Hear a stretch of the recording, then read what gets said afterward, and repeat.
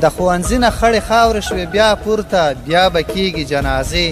مرګونه کېږي د ښوونځي د هر ماشوم لاسونه ژوبل سره په وینو کتابچې مرګونه کېږي مونږ له کوره چې راوځو نیمه شپه وي لکه لمر دوی په سحر را باندې ګرځي مونږه څومره په ارزانه باندې پلوري خرڅوي چې مو ډالر را باندې ګرځي دا چې زلفې په شړک واړوي بل لور ته بیا بیخي شم بې جواب په محبت کې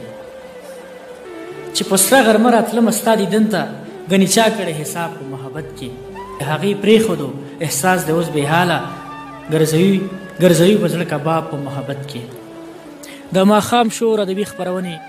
درنو لیدونکو سلامونه او نیکې هیلې مو ونئ په دې هیله چې ټول به راته رګ روغ اوسئ یو ځل بیا ستاسو دروند استقبال کې حاضر شوي یو نن په خپرونه کې ځوان شاعر ښه شخصیت د ښه فکر خاوند استاد محترم ولی الله منصور صاحب زموږ سره ناستې کوي د هر څه نه وړاندې خپل میلمه ته په خپرونه کې هرکلی او ښه راغلاست وایم وعلیکم سلام لومړی تاسې ته او بیا د ماښام شور ادبي خپرونې ټولو ملګرو ته سلامونه او احترامات وړاندې کوم ډېره زیاته مننه کور مو ډېر زیات ودان چې زموږ بلنه مو ومنله خوشحاله اوسئ کلنډه پېژندګلوي مینوالو سره وکړئ نه ډېره بخښ ولی الله صاحبزاده یم اصلا د درنور ولسوالۍ د مرحوم مامور صاحب عبید الله صاحبزاده زوی چې په 1963 لمریز کال کې په دغه ناخواله ځمکه باندې را وزېږېدلو د مهاجرت شپې ورځې مو په کوزنۍ پښتونخوا کې تېرې کړې وو لومړنۍ زده کړې مو په هماغه کوزې پښتونخوا کې سرته ورسول د نورو زده کړو لپاره بیا افغانستان ته او ګران هیواد ته راغللو له هغې نه وروسته د لیسانس تر کچې مو د ننګرهار په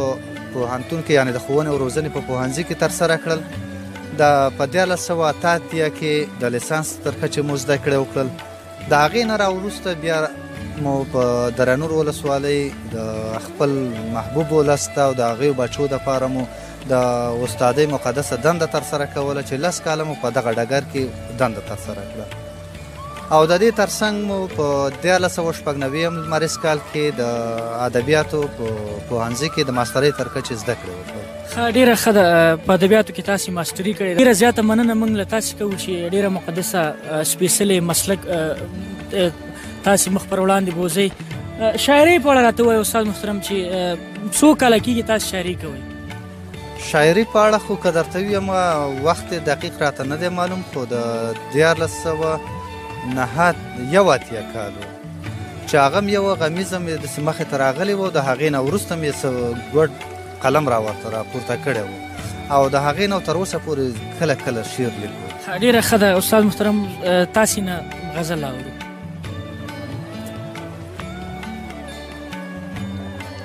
د استاد لال پاچا ازمون په لیکه مو یو کرښې لیکلي دي وایي چې بیا چورلکې ور په ور را باندې ګرځي بیا چورلکې ور په ور را باندې ګرځي بیا چورلکې ور په ور را باندې ګرځي مونږ ترې ښکته هغه بر را باندې ګرځي مونږ نه لار یې د منزل وي ورکه کړي مونږ نه لار یې د منزل وي ورکه کړي یو څو ښکلې په ګودر را باندې ګرځي مونږ له کوره چې راوځو نیمه شپه وي مونږ له کوره چې راوځو نیمه شپه وي لکه لمر دوی په سحر را باندې ګرځي مونږه څومره په ارزانه باندې پلوري مونږه څومره په ارزانه باندې پلوري خرڅوي چې مو ډالر را باندې ګرځي د کابل ښایست بیا لمبو کې پټ کړ د کابل ښایست بیا لمبو کې پټ کړ یو څو تنه سوداګر را باندې ګرځي د منصور په سترګو بیا ګردونه ناست دي د منصور په سترګو بیا ګردونه ناست دي وایي دا چې خپل هنر را باندې ګرځي وایي دا چې خپل هنر را باندې ګرځي ډېر زبردست ډېر زبردست ډېر خوږ غزل هم لیکلی و تر اوسه پورې استاد محترم څومره شعرونه لري څومره شعرونه هم لیکلي دي له 160 نه اوښتي دي او هغه چې کوم ما سره موجود وي او چې هغه ورک دی هغې راته معلومات نشته دی نو چې معلومات شعرونه هم ډېر لیکلي خو کتابچه م ورکه ده تاسې نن ورکې کې دي او ځینې ما کمپیوټر کې مو لیکلي وو کمپیوټر د صفحې نه لرې شوي دي بیخي هېڅ نشته دی خو دا 160 خوا او شا به راسره موجود وي. ښه استاد محترم اوس تاسې نه بل غزل اورو کوم بل غزل هم مینوالو سره شریک کړئ نو ډېره به ښه شي.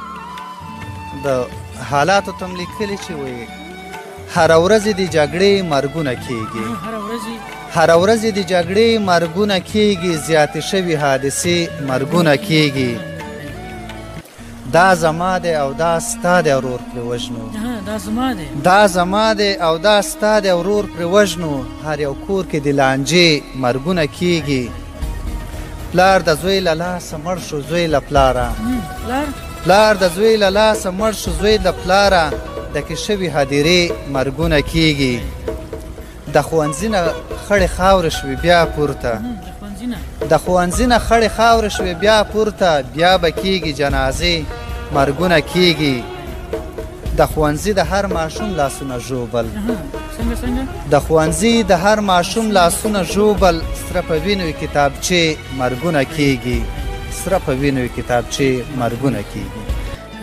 ډېر زبردست غزل حالاتو په کتو سره کوم حالات چې روان دي تاسې حالاتو سره شاعري کوئ او ډېر خوږ غزل و. استاد محترم تاسې کوم سب کې هم ډېر کار کړی غزل کې هم ډېر کار کړی که نظم کې هم ډېر کار که ووایم درته زیاتره برخه د غزلې درانه ښکاري ځکه چې نظم یې دومره لا ډېر نه دی زیږول شوی که نه دومره نه دی نه څنګه غزل تاسې انتخاب کړی غزل ډېر لیکئ د نظم په پرتله خو یو خو لنډ دی بل پکې د غزل لپاره هغه کیفیت چې غزل لري نظم یې له دې ډېر لري خو هغه د لوستونکي او د خپله د لیکوال هغه ذهني قوه پورې متمرکز کېږي چې هغه باید څرنګه نظم ولیکل چې په نظم کې بیا ډېرې خبرې نه جوړ کېږي او خو غزل لنډه ده خو فکر یې پکې ډېر لوی دی. بل غزل تاسې نه اورو بیا خپرونه راټوله وای تا چې وکړله واده پوره دې نه کړه تا چې وکړله واده پوره دې نه کړه تا چې وکړله واده پوره دې نه کړه تاوېتا سره کوم شپه پوره دې نه کړه تا خبره کړه شروع بیا شولې غلې تا خبره کړه شروع بیا شولې غلې سره ناستو دوه په دوه پوره دې نه کړه تا خبره چې په نیمه ځای کې پرېښوه تا خبره چې په نیمه ځای کې پرېښوه والله ډېره وه خوږه پوره دې نه کړه تا ویل چې د باران په شپه به درشم په شپه به درشم مګر لاره ولانده پوره دې نه کړه تا سره مې څو خبرې شته دی بیا دې وې په مخ دې ښه پوره دې نه کړه تا خو ویل منصوره مړ شي ځوانې مرګ شي مرګ شي بیا دې ویل چې خدایه نه پوره دې نه کړه. ډېر زبردست ډېر خوندور غزل و مونږ خوند واغسته امید لرم چې مینوال به هم خوند ترې اخیستی. استاد محترم ډېره زیاته مننه چې مونږ ته مو وخت راکړه تاسې ډېر مصروفه هم وئ او زمونږ بلنه مو په دومره مصروفیتونو کې منلې ده ډېره زیاته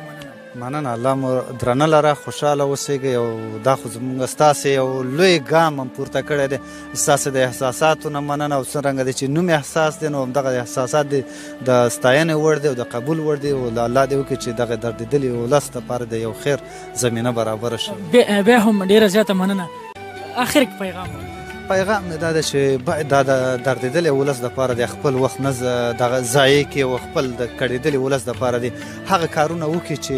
آینده نسل ترېنه د ښو تمه وکولی شي او نه دا چې د خپل وخت په بېحسۍ باندې تېر کړي خپل عمر د لالهندۍ باندې تېر کړي دوی د قلم نه کار واخلي د نور روزمره کارونو نه د کار واخلي او خپل روزمره ژوند پر مخ بیایي. ډېره زیاته مننه ښه پیغام و د وخت راکولو نه مو ډېره زیاته مننه. موږ به بیا ستاسو خواته راځو ستاسو سره به خواږه شعرونه ریکارډ کوو او مینوالو ته به وړاندې کوو. مننه ستاسې نه هم او د مینوالو نه هم چې دا زموږ خپرونه اوري او بل ستاسې د هڅو نه بیا هم مننه چې داسې په دردېدلي وخت کې تاسې دا خپرونو ته اقدام کړی او دا راغواړئ چې هره ورځ د مینوالو غم لړلې شیبې په خوښۍ باندې وربدلې کړو. ډېره زیاته مننه کور مدیر زاد ودان استاد محترم. دا و د ماښام ادبي شور خپرونه چې نن په دغه خپرونه کې ښه شخصیت د ښه فکر خاوند استاد محترم ولی الله منصور صاحبزاده موږ سره په دغه خپرونه کې ناستې درلودو. ما ذاکر الله احساس او زما کامرمین خیرعالم عاطف ته تر بلې خپرونې اجازه راکړي چې موږ له یو نوي شاعر سره ستاسو په درون استقبال کې حاضرېږو. تر هغې د الله په امان.